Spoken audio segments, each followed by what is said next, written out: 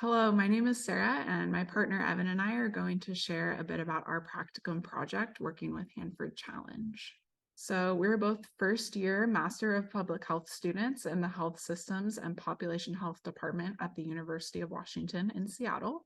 I received a Bachelor of Arts in English Language and Literature from the University of Washington.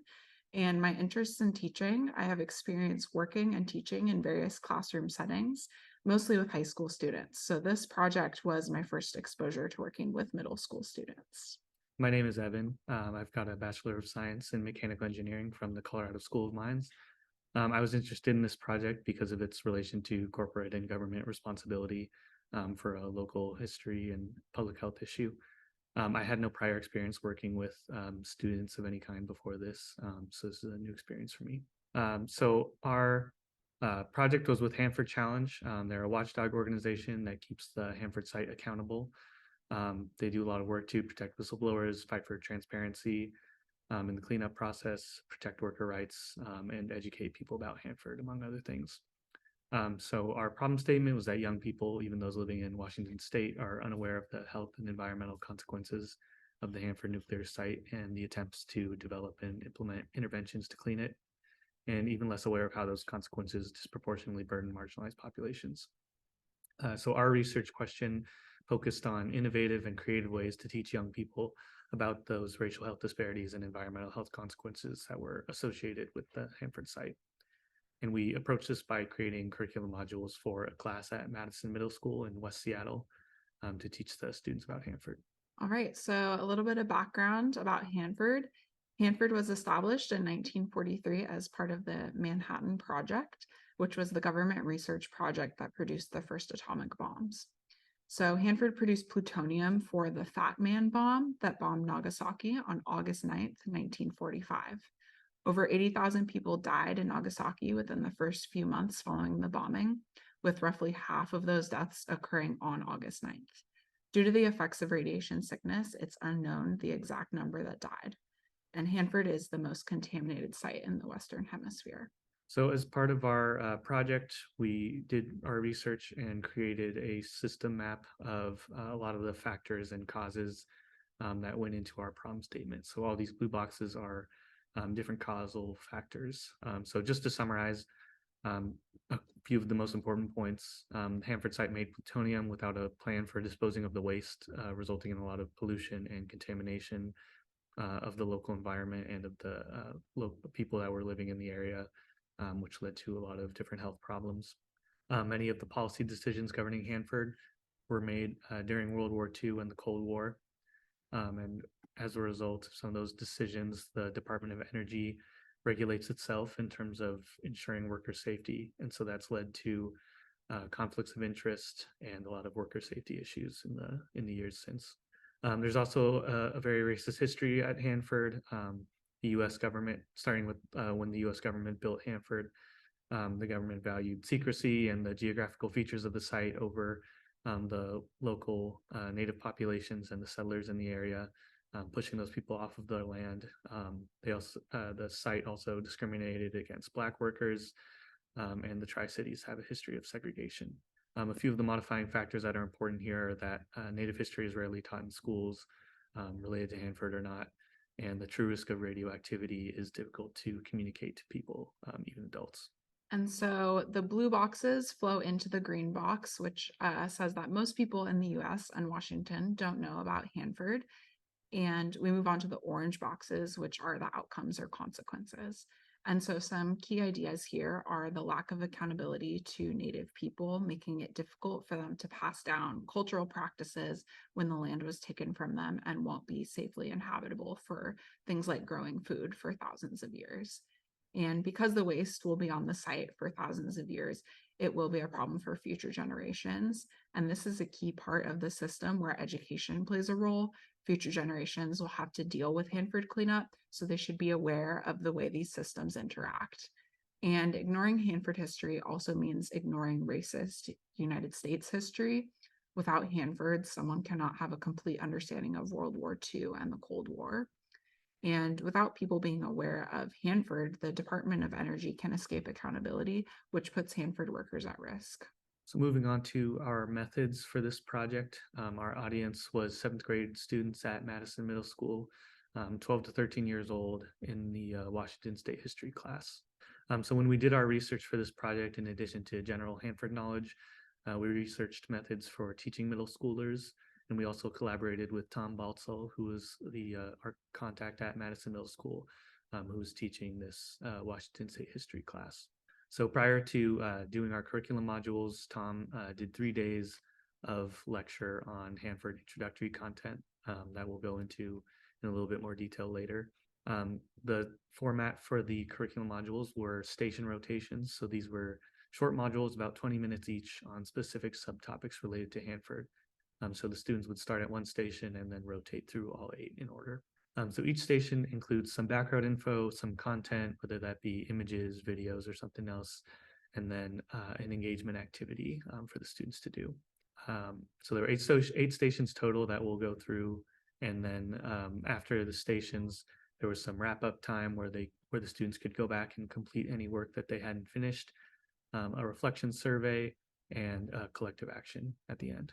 So, to prepare for the station rotation modules, students received 3 days of lecture on the Hanford history and background.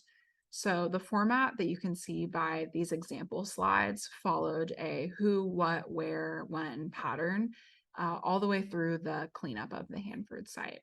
And a limitation of this project was our timeline that was dictated by our class at the University of Washington for completing this practicum. So having additional flexibility in the pre-teaching timeline could help build a better foundational understanding, if not under these timeline constraints. So we're going to go through briefly what all the stations in the rotation were about. So the first station was based on photo voice, and this was Sarah's module. So she'll go into more detail on that. The second station was native voices. That was my module. So I used oral histories to show the students native individuals telling their own stories, and there was a found poetry activity involved with that. The third station was about African American workers during the construction phase of Hanford.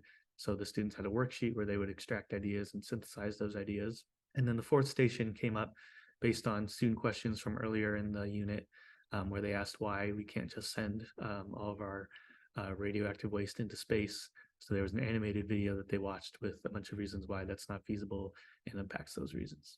All right, and then station 5 was a timeline of photos. So students put 15 photos of Hanford in chronological order, and then were given the answer key.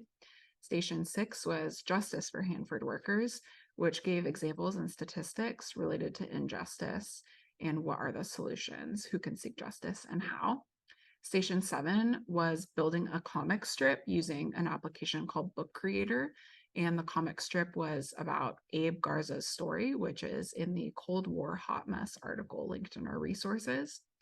And Station 8 was designing a memorial for cleanup workers, which involved drawing a picture of what a memorial might look like.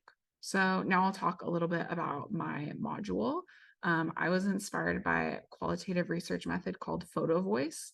And I wanted to describe to the students what this method is and how it's used for the module. So I'll read the introduction statement for the instructions. We are going to explore a research method called photo voice, which is a way for people to share stories through pictures.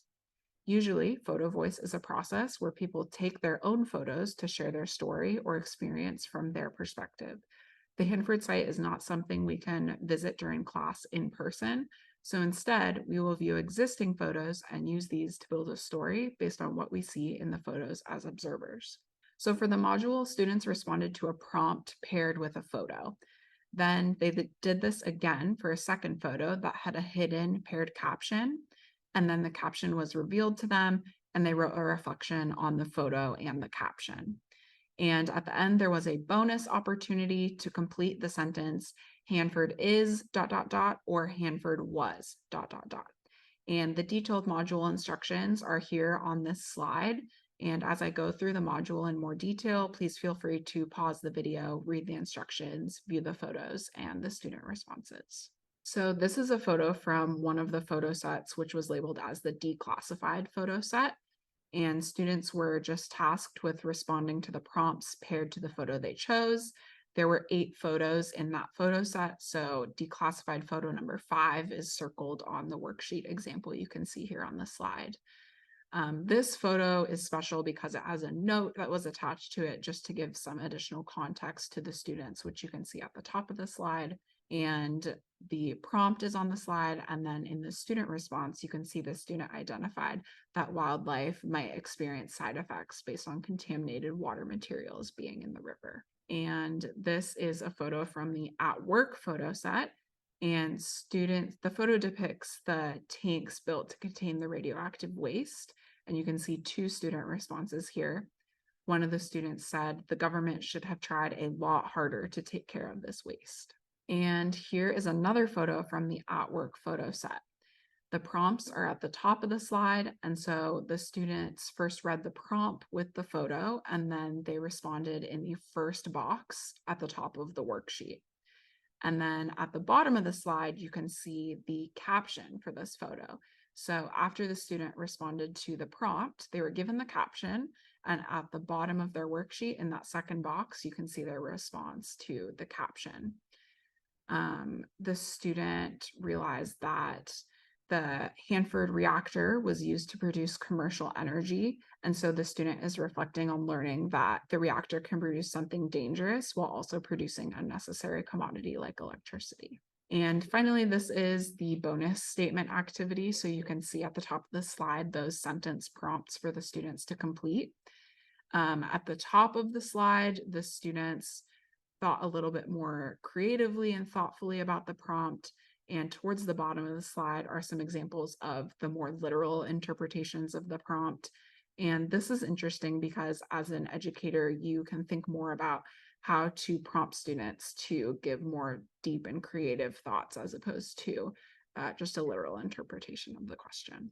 Okay, so moving on to my module, the goal here was to empathize with Native people who lost access to their ancestral land and consider the role of the US government in that process.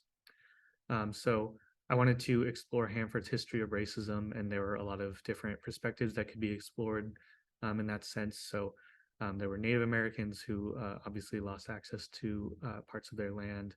There were Black Hanford workers who were discriminated against, and there were also Japanese Americans who were forced to relocate during World War II. So I thought it was important to look at things through the Native people's perspective because in addition to the history, the future land use or the future use of Hanford land by tribes is a current issue that's being debated and litigated. So I felt that it was important for students to have an introduction to this topic early. So for this module, we used clips of oral histories that were recorded by the Atomic Heritage Foundation, and the interviews in full can be found on the Atomic Heritage Foundation's website. I took short clips, 2 to 3 minutes each, of each of these interviews and used them, or had the students watch them and use them for the activity. They pulled quotes and then made some observations about the videos for the found poetry activity that I'll talk about next. So this is an example of the worksheet that was given to the students for the module. So there was some brief background at the beginning of the worksheet to give a little bit of background on the tribes and who the people in the interviews were. And then there was a table that they were to fill out with 3 parts for each video. So part 1 was what I heard, and that section was to have students work on their listening skills. So they pulled a quote that either gave them an emotional response or just stood out to them in some way and wrote it in the box. Parts 2 and 3 were to help students work on their empathy and inference skills. So part 2 was what might the Native people have been thinking. And so the students were to empathize with the Native people and then infer what thoughts might have been going on in their heads while this was happening. And similarly, part 3, what might the US government have been thinking, was to help the students think about what might have been going through the heads of the US government officials as they were building Hanford. So feel free to pause the video and look at what the students wrote, and then there will be some other examples available on the Hanford Challenge website. So after pulling the quotes and writing their inferred thoughts in the table, students got into groups and wrote the table contents on note cards, and then got together and decided which lines to use to create a collaborative poem. So I pulled one example here called Alone, which I'll read. The government probably thought it wasn't that big of a deal to strip them of their land. 12 million carries of radioisotopes going into the river. Didn't know what to think or feel. But times over the years changed, and as our lives changed, the land changed. They didn't know what to think or what to feel because they didn't understand why they were going to leave the land.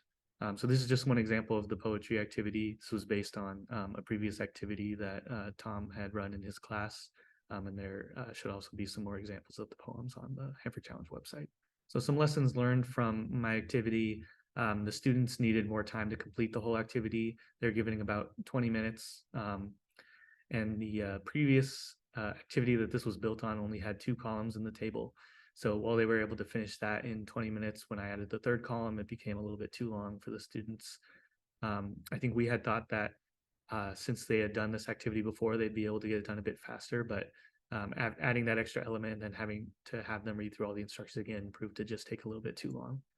There were also certain instructions that needed to be spelled out a little bit more explicitly than I had assumed. So rather than assuming that they'll complete all 3 parts for each video, I had to write out complete part 1, part 2, and part 3 for the first video, then complete part 1, part 2, and part 3 for the second video, and on for the third section.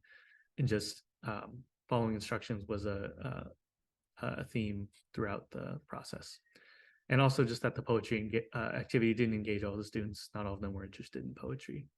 So after the students made their way through all 8 of the rotations, there was a reflection survey that the teacher had them do. So some of the responses just reflected that more time was needed to complete the stations. There were, in addition to mine, there were a few other stations that required a little bit more time. Similar to what I said earlier, the art and creativity and activities. Some of the students liked it, some of it didn't. So it was engaging for some, but not for others. So one question in the future would be, how do we create a good balance throughout the rotations of different types of activities? And then also stations that included technology-based components, like the online comic strip and the videos. Sometimes those were challenging for students to access and engage with. And so the reflection survey also asks students to rank the stations in order of enjoyment or interest.